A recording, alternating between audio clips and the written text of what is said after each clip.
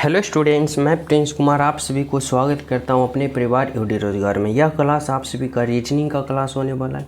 सभी प्रश्न सेलेक्टेड है, सभी प्रश्न इंपॉर्टेंट है।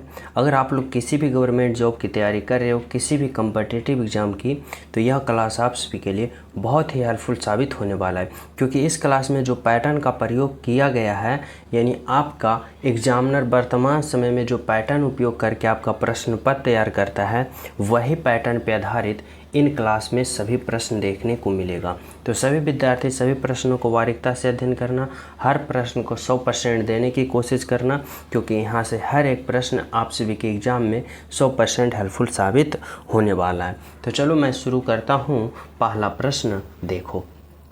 पहला प्रश्न क्या करा भाई? पहला प्रश्न जो है ना, यह कोडिंग डिकोडिंग वाले प्रश्न करा। यदि किसी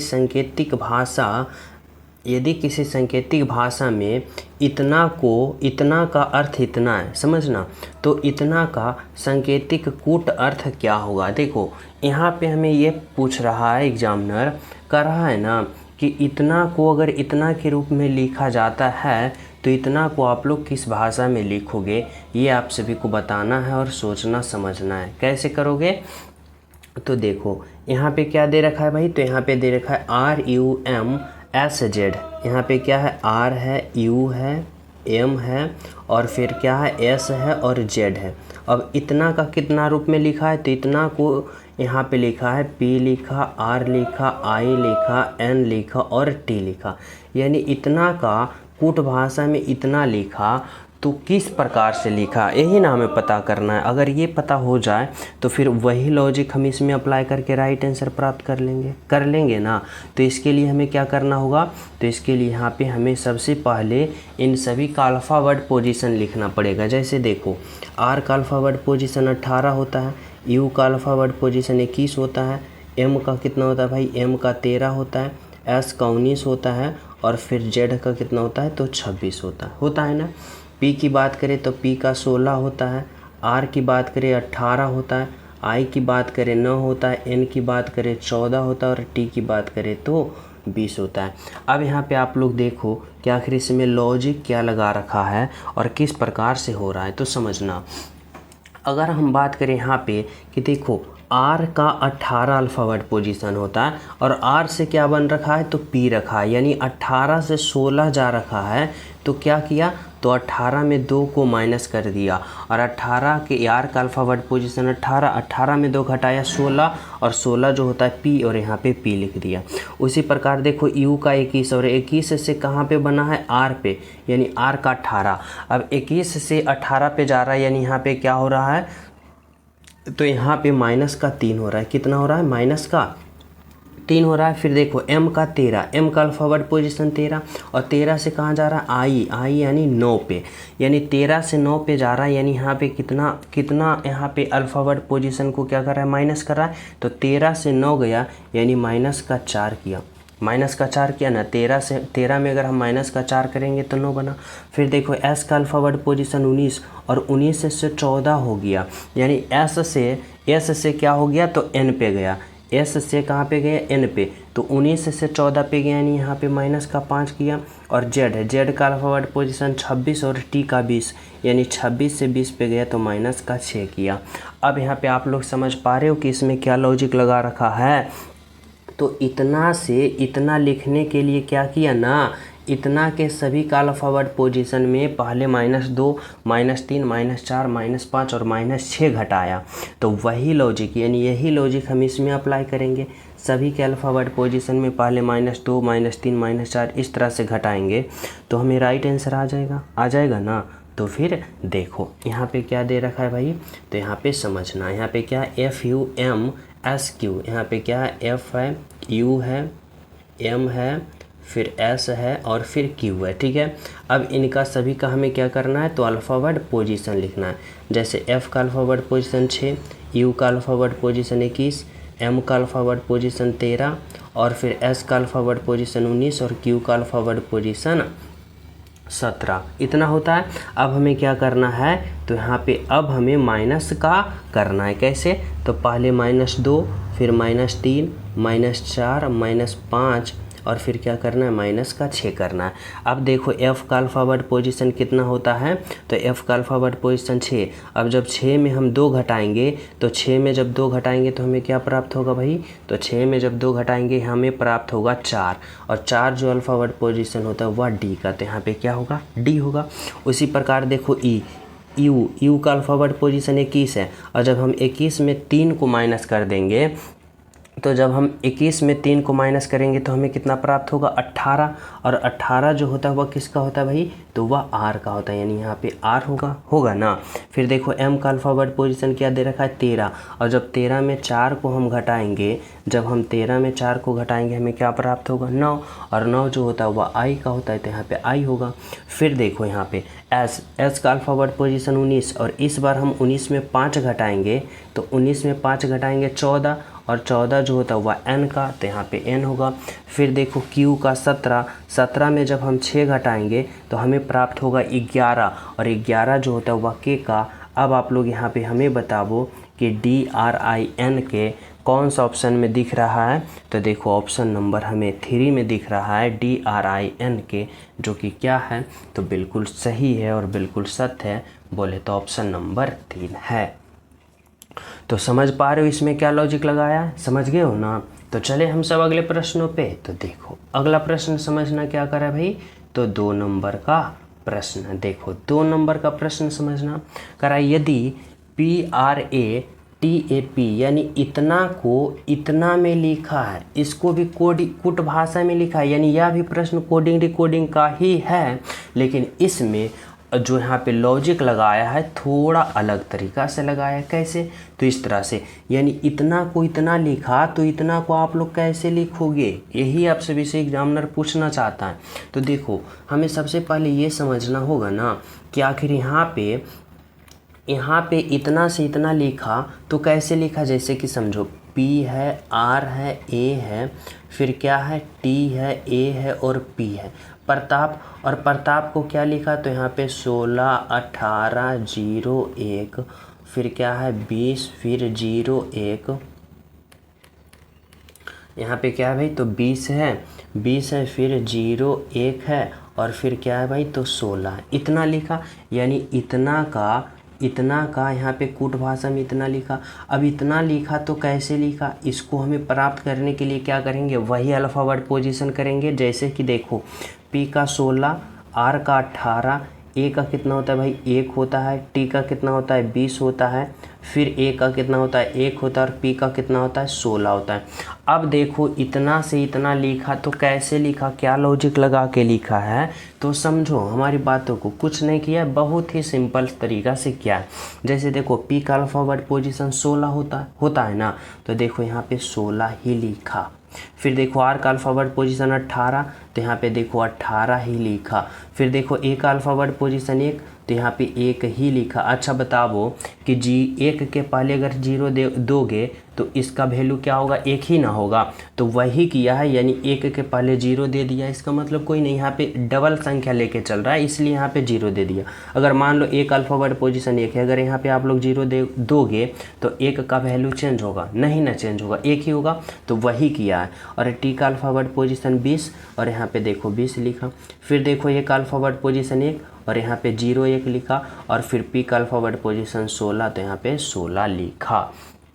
यानी हमारे कहने का मतलब क्या है ना, और एग्जामिनर का, कि इतना का जो इतना लिखा तो सभी का अल्फ़ाबेट पोजीशन लिख दिया, तो इतना का भी हम सभी का अल्फ़ाबेट पोजीशन लिखेंगे, और जो होगा हमारा राइट आंसर होगा ना। तो देखो समझो यहाँ पे क्या है भाई, तो N है, क्या है, A है, V है, I है और N है।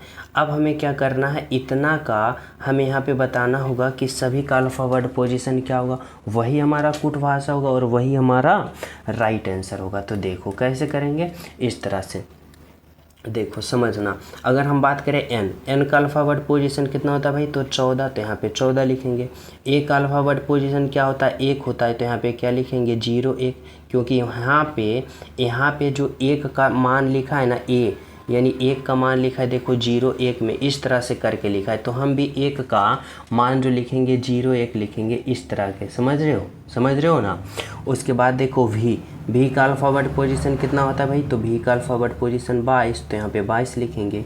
आई का अल्फ़ाबेट पोजीशन कितना होता है 9, तो 9 को हमें क्या करना है ना कि 9 को हमें 9 नहीं लिखना है, 9 को हमें क्या लिखना है, तो 09 लिखना है। क्योंकि यहाँ पे समझना, यहाँ पे आप लोग समझो, यहाँ पे जो एक है तो एक अल्फ़ाबेट पोजीशन एक, लेकिन एक जो इकाई के रूप में लिख रहा है, लेकिन हमें इकाई के रूप में यहाँ पे देखने को कहीं नहीं मिला है। जितना भी अल्फ़ाबेट मिला है ना सभी को दहाई के रूप में बदल के चल रहा है, यानी 01 लगा के चल रहा है। यानी अब देखो ये दहाई के रूप में बन गया। तो देखो आई का अल्फ़ाबेट पोजीशन 9, तो यहाँ पे मैं 9 लिख दूंगा तो हमारा गलत हो जाएगा।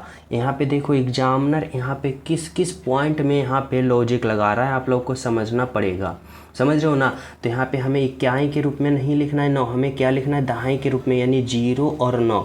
अच्छा बताओ 0 और 9 लिखेंगे तो यहाँ पे 9 का वैल्यू बदलेगा नहीं ना, 9 का 9 ही रहेगा, 9 ही रहेगा ना। तो यानी यहाँ पे क्या होगा 09, और फिर n का अल्फ़ाबेट पोजीशन कितना होता है 14, तो यहाँ पे क्या लिखेंगे 14। अब देखो कौन सा ऑप्शन में दिख रहा है ऐसा, तो देखो अगर आप लोग बोलोगे इस तरह से कि n का अल्फ़ाबेट पोजीशन 14, a का 1, फिर v का 22, i का 9, फिर n का 14, ये लगा देते हैं तो गलत हो जाएगा। क्यों गलत होगा, इसलिए गलत होगा क्योंकि देखो a का अल्फ़ाबेट पोजीशन 1 का इकाई रूप लिखा है 1, लेकिन हमें चाहिए दहाई के रूप में, यानी 01 के रूप में। यानी देखो यहाँ पे 2 संख्या दे रखा है, समझ रहे हो। तो देखो इसमें देखो 14, फिर 01, फिर 22, 09 और 14, यानी हमारा राइट आंसर जो होगा ना वह क्या होगा भाई, तो वह होगा ऑप्शन नंबर 2 होगा, जो कि बिल्कुल सही है और बिल्कुल सत्य। समझ पा रहे हो कि इसमें क्या लॉजिक लगा रहा है। तो छोटा छोटा पॉइंट को आप लोग को भी समझना पड़ेगा और राइट आंसर प्राप्त करना पड़ेगा। तो चले नेक्स्ट प्रश्न पे। तो देखो अगला प्रश्न आप लोग समझना, 3 नंबर का प्रश्न क्या कर रहा है। देखो 3 नंबर का प्रश्न यहाँ पे आप लोग समझना, यहाँ पे आप सभी से एग्जामिनर क्या कहना चाहता है, कह रहा है जिस प्रकार मधुमक्खी का संबंध डंक से है, समझना मधुमक्खी का संबंध किससे है, डंक से, उसी प्रकार सर्प का संबंध किससे होगा। अब यहाँ पे आप लोग समझो, अगर हम बात करें यहाँ पे इस तरह से कि जिस प्रकार मधुमक्खी का संबंध डंक से, यानी मधुमक्खी और डंक में आपस में क्या रिलेशन है, तो बोलोगे सर यहाँ पे मधुमक्खी और डंक की बात करें ना तो मधुमक्खी का जो डंक होता है ना वह क्या करने वाले, क्या किसका उपयोग करने वाले होता है, तो वह होता है विष को मतलब कि विष पर निकालने वाला जो भाग होता है उसे हम क्या कहते हैं, डंक कहते हैं। डंक कहते हैं ना, जैसे मधुमक्खी का जो डंक होता है उससे वह क्या करता है, तो वह जो दंत होता है ना वह विष निकालने के वाले दंत होता है, यानी विष निकालने वाला दांत होता है मधुमक्खी का। अब उसी प्रकार से अगर हम बात करें सर्प, तो सर्प का जो विष निकालने वाले होता है उसे हम क्या कहते हैं, तो उसे हम विष दंत कहते हैं, ना कि विष कहते हैं, बिल कहते हैं, रेंगना कहते हैं, हम उसे क्या कहते हैं, विष दंत कहते हैं।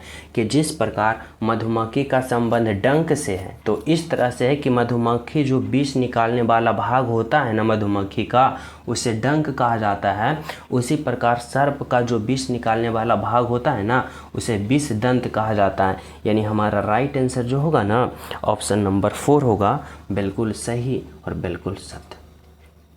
समझ पा रहे हो। तो चले नेक्स्ट पे। तो देखो अगला प्रश्न आप लोग समझना क्या करा भाई, तो यहाँ पे 4 नंबर का प्रश्न, 4 नंबर का प्रश्न में करा है ना सही संबंध बताएं। देखो यहाँ पे आप सभी को सही संबंध बताना होगा इस तरह से कि इतना का संबंध जिस प्रकार इतना से है तो उसी प्रकार इतना का संबंध यहाँ पे क्या होगा, आप लोग को समझना होगा, सोचना होगा और किस तरह से यहाँ पे आप लोग राइट आंसर प्राप्त करोगे वो बताना होगा। तो देखो सबसे पहले हमें ये सोचना होगा कि आखिर इतना से इतना जो हुआ वह बना तो बना कैसे, यानी इतना और इतना में आपस में संबंध क्या है। तो देखो यहाँ पे हमें इस तरह से पहले सोचना होगा, यहाँ पे इस तरह से समझना होगा कि पहले आप लोग को कुछ ना समझ में आए ना अल्फ़ावर्ड वाले रीजनिंग का प्रश्न में, तो अल्फ़ावर्ड पोजीशन लिखना, जैसे सी का 3 होता है, ई का 5 होता है, एच का 8 होता है और जी का कितना होता है भाई, तो 7 होता है। एक्स की बात करें 24 होता है, भी का 22 होता है, एस का 19 होता है और टी का भाई तो 20 होता है। समझ पा रहे हो। अब देखो यहाँ पे क्या लॉजिक लगा रखा है ना, समझना। यहाँ पे आप लोग को यहाँ पे समझ में आ रहा होगा कि देखो C का विपरीत X है, E का विपरीत V है, H का विपरीत S है और G का विपरीत T है।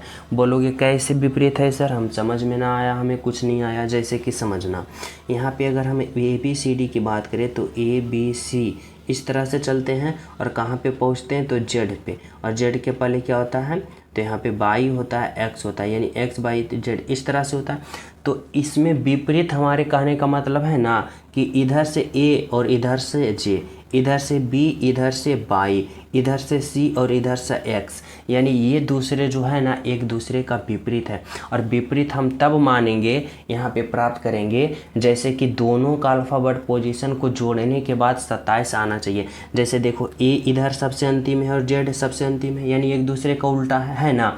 तो देखो इन दोनों का अल्फ़ाबेट पोजीशन जोड़ोगे 27 आएगा। जैसे A का 1 और Z का 26, और जब 26 और 1 जोड़ोगे 27 आ रहा है। अब देखो B का उल्टा कौन है, बाई, तो B का अल्फ़ाबेट पोजीशन 2 और बाई का 25, और 25 और 2 जोड़ोगे तो 25 और 2 27 आ रहा है। उसी प्रकार देखो C का विपरीत कौन है, X, C का 3 और X का क्या होगा 24। अब देखो 3 और 24 को जोड़ोगे 27, यानी जब भी हम एक दूसरे का विपरीत निकालेंगे ना तो दोनों का अल्फ़ाबेट पोजीशन का योग यानी 27 होना चाहिए, तभी वह एक दूसरे का विपरीत होगा। इतना बात हमारे समझ गए हो। तो चलिए अब आगे प्रश्न पे। तो देखो हमें प्रश्न क्या कहना चाहता है ना, हमें प्रश्न को समझना होगा कि आखिर हमें यहाँ पे प्रश्न क्या कहना चाह रहा है। जैसे कि यहाँ पे देखो समझना। अब देखो हम यहाँ पे क्या कर रहा है, तो हम यहाँ पे आप सभी को क्या बताया था, यहाँ पे अभी आप सभी को बताया है कि C जो है ना वह X का विपरीत है। बोलोगे कैसे हम मान ले कि C जो है X का विपरीत है। तो देखो C का अल्फ़ाबेट पोजीशन 3 और X का 24, 3 और 24 जोड़ो ना, 3 और 24 27। फिर देखो E का 5 और V का 22, 22 और 5 जोड़ो 27, H का 8 और S का 19, और 8 और 19 जोड़ो 27। और उसी प्रकार जब यहाँ पे आप लोग यहाँ पे G का अल्फ़ाबेट पोजीशन 7 और 20 का T का 20, तो 7 और 20 जोड़ो 27, यानी सभी का योग क्या आ रहा है 27 आ रहा है ना, सभी का योग 27 आ रहा है, यानी सभी क्या है तो एक दूसरे का विपरीत है, एक दूसरे का विपरीत है ना। अब वही हमें इसमें सोचना होगा कि इतना का हमें विपरीत जो प्राप्त करना होगा वह कौन सा ऑप्शन है, यानी क्या करना है तो इसका अल्फ़ाबेट पोजीशन और जो आएगा दोनों का अल्फ़ाबेट पोजीशन जोड़ने के बाद 27 आना चाहिए। तो देखो कैसे करेंगे, इस तरह से देखो L का अल्फ़ाबेट पोजीशन कितना होता है भाई 12, N का अल्फ़ाबेट पोजीशन 14 और Q का अल्फ़ाबेट पोजीशन 17 और P का अल्फ़ाबेट पोजीशन 16। अब हमें यहाँ पे जितना भी मान प्राप्त करना है ना तो दोनों का अल्फ़ाबेट पोजीशन का योग 27 होना चाहिए। तो क्या करेंगे 27 लाने के लिए, तो L का अगर हम विपरीत भाग निकालेंगे ना तो 27 में इस अल्फ़ाबेट पोजीशन का इसका अल्फ़ाबेट पोजीशन को घटा देंगे। जैसे कि हम L का विपरीत निकालना चाहते हैं ना तो L का अल्फ़ाबेट पोजीशन क्या है 12, तो 27 में 12 जब घटाएंगे तो यहाँ पे क्या आएगा 5 और 1 यानी 15 आया, यानी यहाँ पे क्या होगा तो यहाँ पे जो अल्फ़ाबेट पोजीशन होगा वह O होगा, यानी यहाँ पे क्या होगा तो O होगा। अब देखो L का अल्फ़ाबेट पोजीशन 12 और O का अल्फ़ाबेट पोजीशन 15, और 15 और 12 को जोड़ोगे 27 आ रहा है, यानी एक दूसरे का विपरीत है ना, समझ रहे हो ना। तो बिल्कुल है, यानी यहाँ पे क्या होगा तो L का विपरीत क्या होगा O होगा, समझो। अब उसी प्रकार हम क्या करेंगे N का अल्फ़ाबेट N का हम विपरीत प्राप्त करेंगे तो क्या करेंगे तो 27 में N का 14, तो 14 को घटा देंगे तो यहाँ पे 3 और 1 13 आया, और 13 जो अल्फ़ाबेट पोजीशन होता है M का तो यहाँ पे M लिखेंगे, यानी N का विपरीत M होगा। फिर देखो हम Q का निकालेंगे तो 27 में हम क्या करेंगे तो 27 में हम यहाँ पे 17 को घटा देंगे तो यहाँ पे क्या होगा 10, और 10 जो होता है वह J का होता है, यानी क्या होगा तो Q का विपरीत J होगा। अब फिर P का विपरीत हम निकालेंगे तो क्या करेंगे भाई तो 27 में P का 16, यानी 27 में 16 घटाएंगे 1 और 1 11, और 11 जो होगा यहाँ पे K होगा। अब हमें आप लोग ये बताओ कि OMJ के कौन सा ऑप्शन में दिख रहा है, तो OMJ के देखो ऑप्शन नंबर 2 में दिख रहा है। अब यहाँ पे हमें प्राप्त हो गया। अगर आप लोग को यहाँ पे डॉट लग रहा होगा कि क्या सर विपरीत है कि नहीं, तो देखो O का 15, M का 13, J का 10 और K का 11। अब क्या करो तो सभी को यहाँ पे आप लोग जोड़ो। देखो सभी को जोड़ोगे 27 आ जाएगा, यानी एक दूसरे का विपरीत है। समझ पा रहे हो ना हमारी बातों को। तो यहाँ पे हम डिटेल से इसलिए बताएं कि जो स्टूडेंट यहाँ पे कंफ्यूज होते हैं, नहीं जानते, नहीं समझ पाते हैं, वो यहाँ पे बिल्कुल यहाँ पे पेड कोर्स की तरह समझ पाओ। समझ रहे हो ना, समझ गए हो ना। और जो स्टूडेंट का पता है तो वो तो सोल्व करेंगे और राइट आंसर प्राप्त करने के बाद अगले प्रश्न पे जाएंगे। समझ रहे हो ना, बिल्कुल। चलो अगला प्रश्न देखो। और जो स्टूडेंट क्लास को लाइक नहीं किए हो लाइक कर देना, जो न्यू हो चैनल पे पहली बार हो तो चैनल सब्सक्राइब कर लेना, बेल आइकन प्रेस जरूर कर लेना और ज़्यादा से ज़्यादा वीडियो को शेयर करना, क्लास को शेयर करना। चलो अगला प्रश्न देखो क्या करा है भाई। तो 5 नंबर का प्रश्न आप लोग समझने की कोशिश करना। यह जो प्रश्न है ना, देखो यह जो प्रश्न है डायरेक्शन वाले, और इसमें आप लोग को कुछ पॉइंट इस तरह से याद होना चाहिए। जैसे ऊपर की ओर मैं उत्तर कहता हूँ, नीचे की ओर दक्षिण कहता हूँ, इधर की ओर मैं पूरब कहता हूँ और इधर की ओर मैं पश्चिम कहता हूँ। इतना तो सभी विद्यार्थी को पता है ना। अब देखो अब हमें क्या करना है, तो अब हमें जैसे जैसे प्रश्न कहेगा ना वैसे वैसे करना है। देखो करा उत्तर की ओर मुख करके रवि 30 मीटर चलता है, यानी उत्तर की ओर मुख करके क्या करता है रवि 30 मीटर चलता है। यानी रवि कहाँ पे है, यहाँ पे। मैं मान लिया रवि एक लड़का यहाँ पे है। अब उत्तर की ओर 30 मीटर चला, यानी उत्तर की ओर कहाँ होगा भाई, तो उत्तर की ओर इधर होगा। और कितना चला, तो 30 मीटर चला, मैं मान लिया। इसके बाद वह बाईं ओर मुड़ता है और 50 मीटर चलता है। यहाँ जब आया ना तो यहाँ से बाएं मुड़ा, और बाएं कहाँ मुड़ेगा भाई, यहाँ पे। और कितना चला, तो यहाँ पे 50 मीटर बाएं मुड़ा और चला। इसके बाद फिर वह बाएं ओर मुड़ा और 30 मीटर चला। यहाँ जब आया ना तो यहाँ से पुनः हुआ कहाँ मुड़ा, तो बाएं ओर मुड़ा, और बाएं ओर यहाँ से मुड़ेगा तो कहाँ होगा, यहाँ पे होगा, इस तरफ होगा। और यहाँ पे कितना चला भाई, तो यहाँ पे भी 30 मीटर ही चला, 30 मीटर ही चला। अब कर रहा है प्रश्न आप सभी से क्या कहना चाहता है समझना। कर रहा है बताइए कि वह अपने प्रारंभ स्थान से किस दिशा की ओर कितनी दूरी पर है। यहाँ पे बताना है ना कि वह प्रारंभिक स्थान कहाँ है भाई, यहाँ पे। अब कर रहा है प्रारंभिक स्थान से किस दिशा में, यानी यह जो यहाँ पहुँच गया तो यह किस दिशा में और कितनी दूरी पे है। तो देखो इस दिशा में है और कितनी दूरी पे है, यानी इस दूरी को हमें पता करना है। तो देखो अगर ये 30 है, ये 30 है, तो ये 50 है, तो ये भी 50 होना चाहिए, यानी ये दूरी कितना होना चाहिए, 50 मीटर। और किस दिशा में, तो देखो इस दिशा, और इस दिशा को हम लोग क्या कहते हैं, तो इस दिशा को हम लोग पश्चिमी दिशा कहते हैं, यानी 50 मीटर पश्चिम दिशा की ओर है। यानी क्या होगा, ऑप्शन नंबर 4 होगा आपका राइट आंसर, बिल्कुल सही आंसर। समझ पा रहे हो, क्या होगा ऑप्शन नंबर 4। तो चले हम सब अगले प्रश्नों पे। तो देखो अगला प्रश्न आप लोग समझना क्या कर रहा है भाई, तो 6 नंबर का प्रश्न।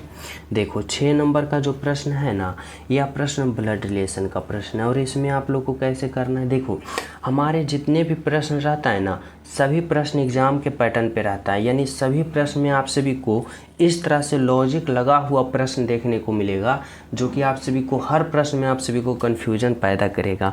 और पता होगा कि कन्फ्यूजन पैदा वैसे प्रश्न में होता है जो प्रश्न इम्पोर्टेंट होता है और एग्जाम के पैटर्न पे आधारित होता है, या किसी न किसी विभाग का पूछा हुआ प्रश्न होता है। तभी तो आप लोग एग्जाम हॉल में बैठते हो तो आप लोग को कन्फ्यूजन उत्पन्न होता है।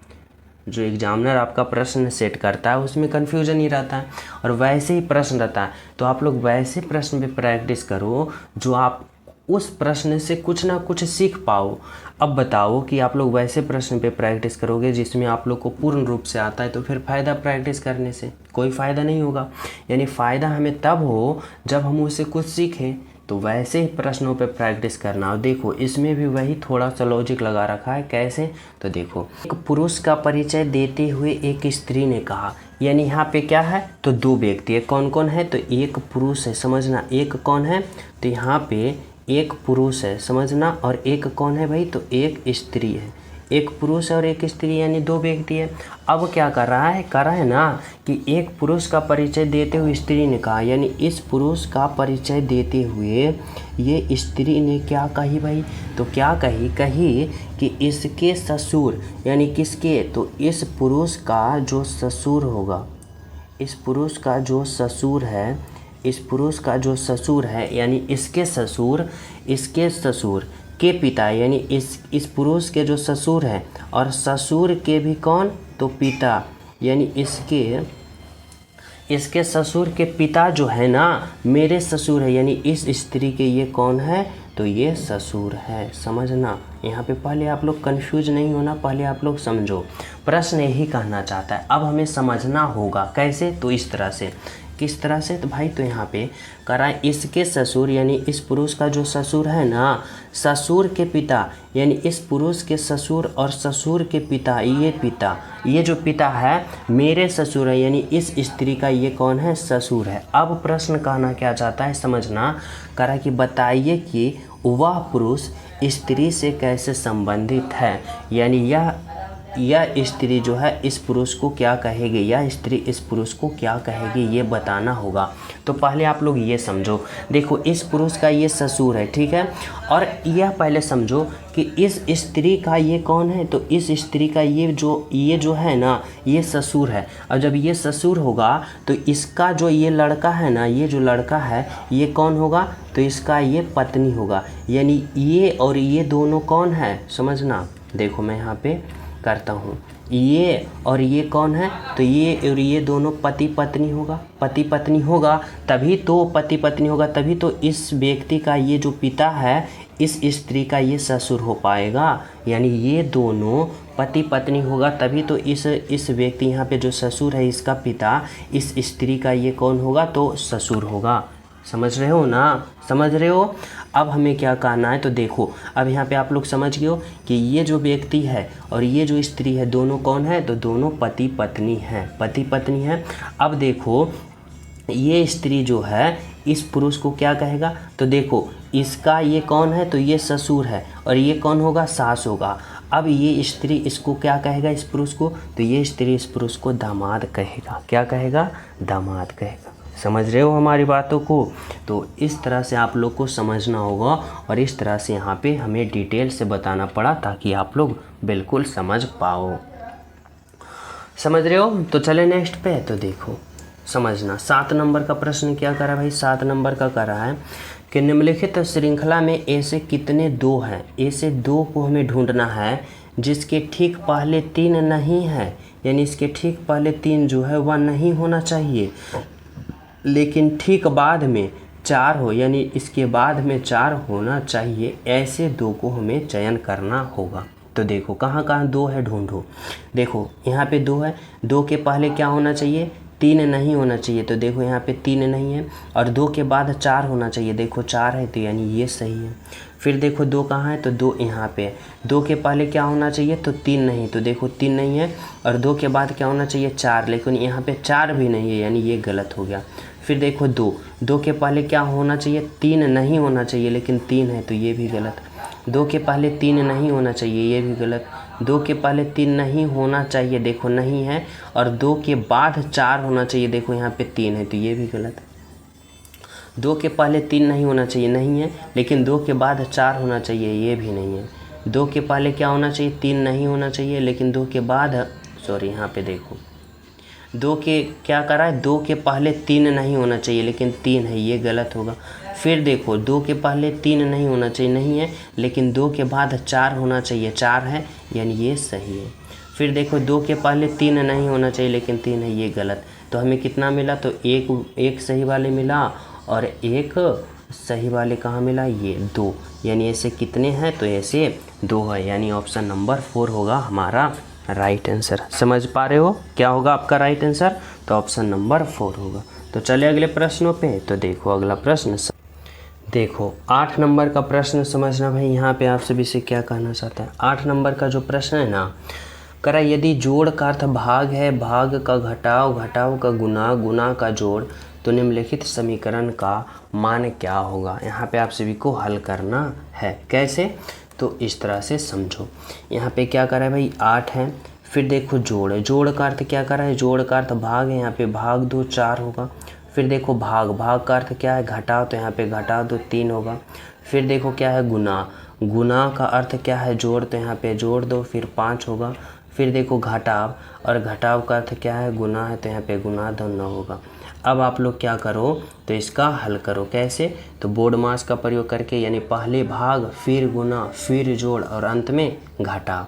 तो देखो जब हम 8 में 4 से भाग देंगे कितना होगा, तो 4 दूना का 8, माइनस का 3 होगा, फिर प्लस का। अब देखो जब भाग कर लिए तो इस बार हमें गुना करना है, तो 5 गुने का 9 कितना होगा, तो यहाँ पे 45 होगा, 5 नमा का 45। अब हमें क्या करना है, तो प्लस प्लस वाले को और फिर माइनस माइनस वाले को। तो देखो 45 प्लस में है 2 प्लस में, तो 45 और प्लस का 2 कितना होगा, तो 45 और 2 47 और माइनस का 3। अब क्या करेंगे, तो यहाँ पे कितना होगा, 47 में 3 घटाएंगे कितना आएगा 44 यानी 44। बोले तो ऑप्शन नंबर 3 आपका क्या है राइट आंसर, यानी क्या होगा, तो यहाँ पे 44 होगा, जो कि बिल्कुल सही है और बिल्कुल सत्य है, ऑप्शन नंबर 3। समझ पा रहे हो, ऑप्शन नंबर क्या होगा, तो ऑप्शन नंबर 3 होगा। तो चले हम सब अगले प्रश्नों पे। तो देखो अगला प्रश्न आप लोग समझना क्या कर रहा है भाई, तो यहाँ पे देखो, यहाँ पे 9 नंबर का प्रश्न क्या कर रहा है, देखो करा निम्नलिखित अंकों की श्रृंखला में कौन सी अंक गलत है, आप लोग को बताना है। देखो यह जो प्रश्न है ना, यह सीरीज वाले प्रश्न है, और इसमें आप लोग को इस तरह से सोचना है, इस तरह से समझना है कि ये जो सीरीज है ना, इसमें कहीं ना कहीं एक अंक जो है वह गलत है, और जो गलत अंक है ना उसी को चयन करना है। तो कैसे करेंगे, हमें इसमें समझो। सबसे पहले हमें ये देखना होगा कि यह सीरीज किस प्रकार का है। तो देखो यह सीरीज जो है ना धीरे धीरे इंक्रीज हो रहा है, यानी धीरे धीरे क्या हो रहा है भाई, तो बढ़ रहा है। अब हमें क्या करना है, तो देखो अगर हमें इस तरह से सोचते हैं कि 8 से 14 गया तो क्या हुआ, 8 से 14 गया तो क्या हुआ, तो यानी हमें इस तरह से सोचना होगा कि अगर हम 8 में गुना का 2 करते हैं तो 8 दूना का 16, लेकिन हमें चाहिए 14, तो इसमें क्या करेंगे 2 को घटा देंगे। अब 8 दूना का 16 माइनस का 2 14 हुआ, बिल्कुल हुआ। अब 14 से हमें 26 लाना है, तो क्या करेंगे, अगर 14 में गुना का 2 करते हैं तो 14 दूना का कितना होता है 28, लेकिन 26 चाहिए तो माइनस का 2 करेंगे। अब देखो 14 दूना का 28, 28 में 2 घटाएं 26। अब उसी प्रकार अगर हम 26 से 48 लाना चाहते हैं तो इसमें गुना का 2 करते हैं, तो 26 दूना का 52, और 52 में जब हम 2 घटाएंगे तो हमें कितना प्राप्त होना चाहिए 50, लेकिन यहाँ पे कितना है भाई 48, तो यहाँ पे क्या होगा 50। यहाँ पे क्या होना चाहिए 50, लेकिन क्या दे रखा है 48। इसको हमें अभी तक क्या करते हैं स्टॉप करते हैं, इसको हम अभी यहाँ पे कट करते हैं। अब हमें क्या करेंगे अगले पद निकालेंगे। तो देखो अगर हम 50 में गुना का 2 करते हैं तो 50 दूना का 100, और 100 में फिर हम 2 घटाएंगे तो क्या हुआ 98। अब उसी प्रकार 98 में हम गुना का 2 करेंगे तो 98 गुना का 2 कितना होता है, तो 98 दूना 196, 196 होगा ना, और 196 में जब 2 घटाएंगे तो 194। फिर उसी प्रकार 194 गुना का 2 करेंगे तो 194 गुना का 2 कितना होगा 388, 194 गुने का 2 388, और 388 में फिर 2 घटाएंगे तो 386 हुआ ना। यानी इसमें क्या सीरीज चल रहा था भाई, तो चल रहा था गुना 2 माइनस 2 गुना 2 माइनस 2 गुना 2 माइनस 2। और जब इस तरह के सीरीज में चले तो यहाँ पे हमें क्या निकल के आया, कौन सा एरर, तो 48 जो है यह गलत है, 48 के जगह होना चाहिए 50, यानी यहाँ पे ऑप्शन नंबर 4 जो है यह गलत है, यानी इस 48 के जगह हमें होना चाहिए 50, इसलिए ऑप्शन नंबर 4 होगा। समझ रहे हो। तो चले नेक्स्ट पे। तो देखो 10 नंबर का प्रश्न समझना भाई, इसमें क्या करा है, तो देखो 10 नंबर का प्रश्न में कर रहा है किताब, पृष्ठ और पैराग्राफ में आप सभी को वैसे ऑप्शन का चयन करना है, वैसे ऑप्शन का चयन करना है ताकि इन तीनों का एक साथ सही संबंध बता पाए। तो कौन सा ऑप्शन का चयन करोगे, यानी यहाँ पे क्या कर रहा है किताब। अगर किताब के लिए मैं एक गोला बनाता हूँ, किताब के लिए क्या करता हूँ मैं एक गोला बनाता हूँ। अब देखो यह जो पृष्ठ है ना, पृष्ठ है वह क्या है, तो पृष्ठ जो है वह किताब के अंदर होता है। पृष्ठ जो होता है ना कहाँ होता है, किताब के अंदर, यानी किताब के अंदर कौन आ जाएगा भाई पृष्ठ। आ गया। अब जब हम पैराग्राफ की बात करें ना, पैराग्राफ की बात करें तो पैराग्राफ जो होता है वह क्या होता है, तो पैराग्राफ जो होता है वह पृष्ठ के भी अंदर होता है, यानी पृष्ठ के अंदर होता है इस प्रकार से। तो कौन सा ऐसा दिख रहा है, तो ऐसा ऑप्शन नंबर 3 दिख रहा है, यानी किताब होगा, किताब के अंदर पैराग्राफ, पैराग्राफ के अंदर कौन होगा, सॉरी किताब होगा, किताब के अंदर पृष्ठ होगा और पृष्ठ के अंदर पैराग्राफ होगा। समझ पा रहे हो? तो चले नेक्स्ट पे। तो देखो नेक्स्ट प्रश्न समझना, 11 नंबर का क्या करा है भाई, करा है ना, ये 11 नंबर का जो प्रश्न है कथन निष्कर्ष वाले प्रश्न है, इसमें क्या करा है, करा है सभी टेबल चीटियां हैं। देखो जितना भी टेबल है, टेबल को मैं टी से संबोधित करता हूँ, यानी सभी टेबल जो है ना वह क्या है भाई, तो सभी टेबल चीटियां हैं। सभी टेबल क्या है, तो सभी टेबल चीटी हैं, यानी सभी टेबल क्या किसके अंदर होगा, तो चीटी के अंदर होगा। समझ गए हो? अब करा है सभी चीटी कुर्सी, यानी यह जितने भी चीटी है ना सभी चीटी क्या है, तो सभी चीटी कुर्सी है, यानी क्या है, कुर्सी है, कुर्सियाँ, इतना समझो। अब हमें क्या करना है, तो हमें निष्कर्ष पे आना है। निष्कर्ष क्या करा है, निष्कर्ष 1 देखो करा है कुछ टेबल चीटियाँ हैं। टेबल कहाँ है भाई, तो टेबल को टी से मैं लिखा, यानी टेबल यहाँ है, चीटियाँ यहाँ। अब देखो करा है कुछ टेबल चीटियाँ हैं, तो देखो टेबल जो है ना वह चीटियाँ के अंदर है, यानी ये गोला के अंदर कौन गोला है, ये गोला है। तो जब बड़ा गोला के अंदर छोटा गोला होगा तो वही कर रहा है कि टेबल चीटियाँ, कुछ टेबल चीटियाँ हो सकता है, तो टेबल देखो चीटियाँ के अंदर है तो कुछ हो सकता है, बिल्कुल सही, यानी क्या होगा, निष्कर्ष 1 सही होगा। अब निष्कर्ष 2 देखो करा है कुछ कुर्सियाँ, कुर्सियाँ कहाँ, यहाँ पे कुछ कुर्सियाँ, टेबल हो सकता है, टेबल कहाँ है, यहाँ पे। अब कुछ कुर्सियाँ टेबल हो सकता है, देखो कुर्सियाँ टेबल जो है ना वह कुर्सियाँ के अंदर है, तो कुछ हो सकता है, तो बिल्कुल हो सकता है, यानी कुछ कुछ हो सकता है, यानी क्या होगा, तो यहाँ पे होगा निष्कर्ष 1 और निष्कर्ष 2 निकलता है, बोले तो ऑप्शन नंबर 3 होगा आपका राइट आंसर। समझ पा रहे हो, क्या होगा, ऑप्शन नंबर 3।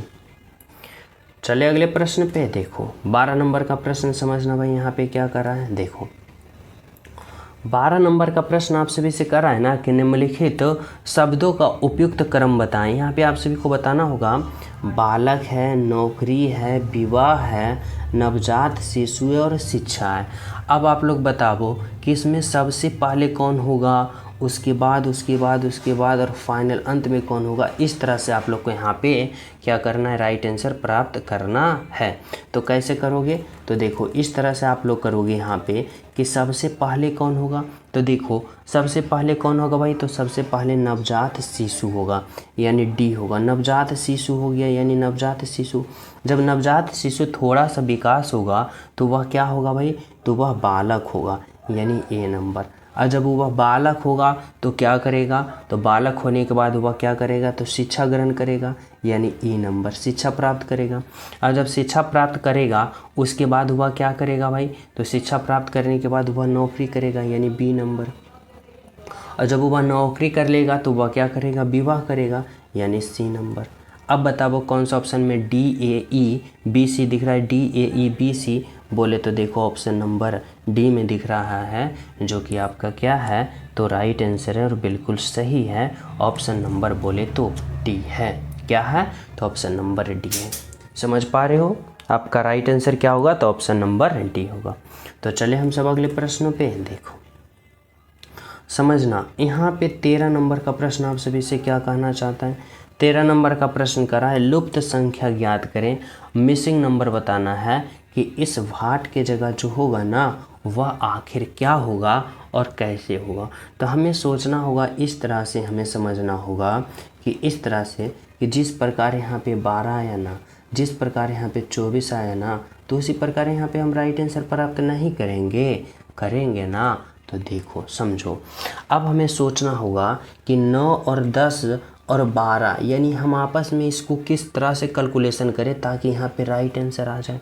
तो देखो अगर मैं इस तरह से करता हूँ, इस तरह से समझो कि अगर मैं 9 से 10 जाया हूँ, 9 से 10 पे गया हूँ, यानी 9 से 10 लाया हूँ, तो क्या किया हूँ, तो 9 में प्लस का 1 किया हूँ। समझना, 9 में अगर प्लस का 1 करेंगे तो 10, और 10 से अगर मैं 12 लाने की कोशिश किया हूँ तो 10 में क्या किया हूँ, प्लस का 2 किया हूँ। समझ रहे हो ना। 9 से 10 यानी 1 जोड़े और 10 से 12 यानी 2 जोड़े, यानी 1 का दुगना 2 हो गया ना, ये समझना। उसके बाद देखो अगर मैं 12 से 16 पे गया तो क्या किया, प्लस का 4 किया, 12 4 16। और जब 16 से 24 पे गया तो यानी क्या किया, प्लस का 8 किया, यानी 16 8 24। अब देखो यहाँ पे 4 का दुगना 8 हो गया, यानी 4 का दुगना 8 हुआ। अब उसी प्रकार देखो अगर मैं 14 से 20 जाने की कोशिश करता हूँ तो क्या करेंगे, प्लस का 6 करेंगे, प्लस का 6, 14 6 20। और जब उसी प्रकार हम 20 से अगले पद निकालने की कोशिश करेंगे तो इसे 6 का दुगना करेंगे, और 6 का दुगना कितना होता है भाई, 6 दूना का 12, यानी 20 में हमें कितना जोड़ना पड़ेगा, 12। और जब 20 और 12 जोड़ेंगे तो कितना होगा, तो यहाँ पे 32 प्राप्त होगा। बोले तो ऑप्शन नंबर कहाँ दिख रहा है भाई, तो ऑप्शन नंबर 3 दिख रहा है आपका राइट आंसर और बिल्कुल सही आंसर। समझ पा रहे हो। तो चले नेक्स्ट पे। तो देखो 14 नंबर का प्रश्न देखो यहाँ पे करा है ना कि लुप्त संख्या ज्ञात करें। लुप्त संख्या यहाँ भी बताना है कि इस भाट के जगह क्या होगा। अब देखो हमें ये समझना होगा, इस तरह से आप लोग को सोचना होगा कि अगर मैं 5 की बात करें तो 5 के सामने वाली जो रेखा है ना 25 है, यानी 5 का स्क्वायर किया 25 बना। फिर देखो यहाँ पे 2 के सामने वाली की बात करें ना तो 2 का स्क्वायर किया और सामने लिख दिया 4। इसी प्रकार 8 से यहाँ पे क्या किया, 64 लिखा, यानी 8 का स्क्वायर किया। तो इसी प्रकार 1 से जब हम यहाँ पे लिखेंगे तो 1 का स्क्वायर करेंगे तो हमें क्या प्राप्त होगा, 1, यानी हमारा राइट आंसर क्या होगा, तो हमारा राइट आंसर होगा ऑप्शन नंबर 1, जो कि बिल्कुल सही है और बिल्कुल सत्य है। समझ पा रहे हो। तो चले नेक्स्ट पे। तो देखो अगला प्रश्न आप लोग समझना क्या करा है भाई, तो 15 नंबर का प्रश्न। देखो यह जो 15 नंबर का प्रश्न है ना, यह कैलेंडर वाले प्रश्न है, और इन प्रश्न में आप सभी को इस तरह से सोचना करा, यदि अगस्त की 28 तारीख को रविवार है, समझना कोई भी मंथ मान लो, यानी यहाँ पे अगस्त ही मंथ मानना है, क्या मानना है, अगस्त ही। और करा अगस्त की 28 तारीख को रविवार है तो 22 दिन पहले सप्ताह का कौन सा दिन होगा, यानी 22 दिन पहले जो था ना वह कौन सा दिन था, जो आप सभी को बताना है। बहुत ही सिंपल आसान है। सभी विद्यार्थी इस प्रश्न का राइट आंसर कमेंट में बताना, और बहुत ही इंपॉर्टेंट प्रश्न है, ठीक है। तो सभी विद्यार्थी इस प्रश्न का राइट आंसर कमेंट में ज़रूर बताना। जो न्यू हो, चैनल पे पहली बार हो, चैनल सब्सक्राइब करके बेल आइकन प्रेस कर देना, और क्लास को ज़्यादा से ज़्यादा लाइक एंड शेयर ज़रूर करना, और अंत में प्यारा सा कमेंट ज़रूर करना। तो मिलते हैं सभी प्रिय स्टूडेंट को अगली क्लास में। जब तक सभी को हमारे तरफ से जय हिंद।